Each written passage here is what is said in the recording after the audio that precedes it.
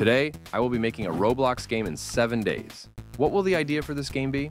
Well, when I was younger, I used to play this first-person shooter called Combat Online, and it had this one map where there was a tower surrounded by a parkour. Your goal was to climb to the top, where you could grab weapons and prevent others from climbing. Recently, I randomly remembered it, and since I lack creativity, I will just take this idea and remake it in Roblox. First, I made this beautiful tower. The next step was to write a script that would generate a random obby around it.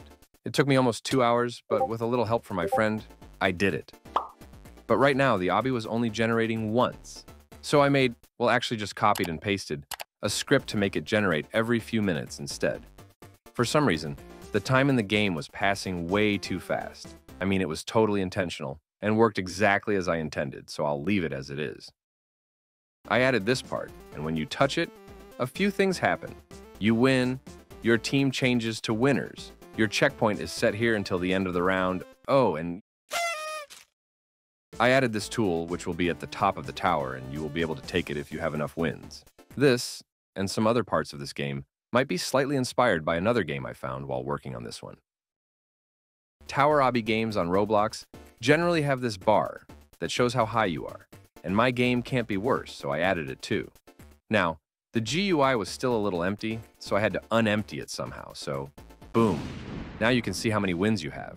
And here are leaderboards that will show 10 players with the most wins, and the best player's character is busting some moves. God damn. Anyways, when I was playing the game I mentioned earlier, I sometimes thought someone was on a different team than they actually were. I am probably just blind, but I decided to create my own name tags, which will be more visible, and guess what?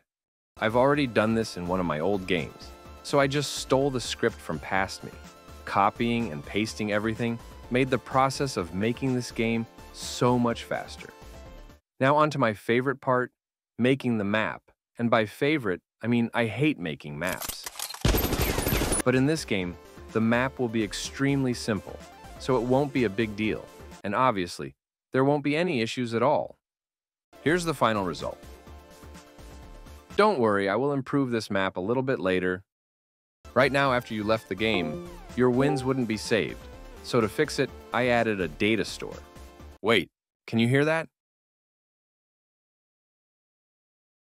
Yeah, me neither. The game was too quiet, so I added some banger songs. Except, they were actually garbage. I even disabled them for now so my ears wouldn't bleed. But don't worry, I'll search for better songs later. You've probably seen games that offer gifts for playtime. Yeah, they're just doing it to artificially boost playtime, and yeah, I want to boost my game's playtime too, so I also added them. But listen, there is also a good side to it. Climbing to the top of the tower while being sabotaged might have been almost impossible without those gifts. With them, it should be alright. Then I added 2 badges, one for just joining the game, and the other for beating the tower. Do people even care about Roblox badges? Anyways, now it was time to focus on my another favorite part, monetization. So I added a few developer products.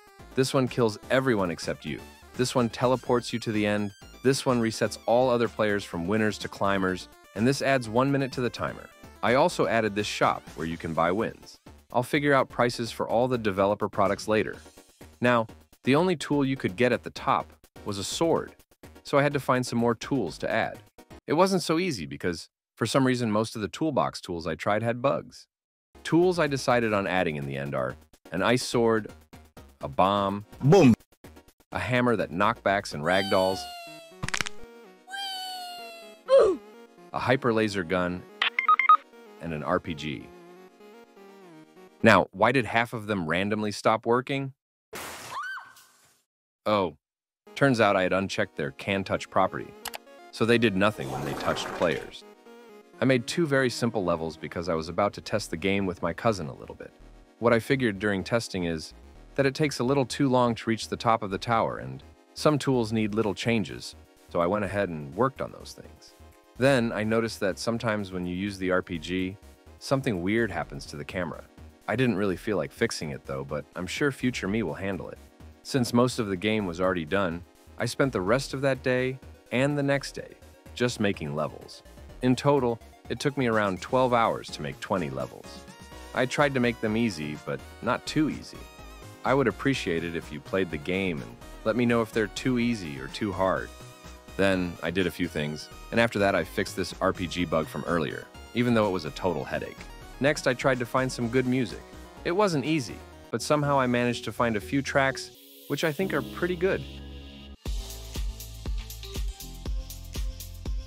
I finally upgraded the map by adding more shape to the walls, and I think it turned out great. After that, I quickly tested the game just to make sure everything was working, and it did. The last thing left to do was to make a logo and banner for this game, and here's what I cooked. And yeah, that's it. The name of this game was supposed to be Tower of Terror, but it was totally unfindable in search, so I changed it to Climb and Sabotage. Now it's still hard to find, but it's at least possible. Please play the game using link in the comments.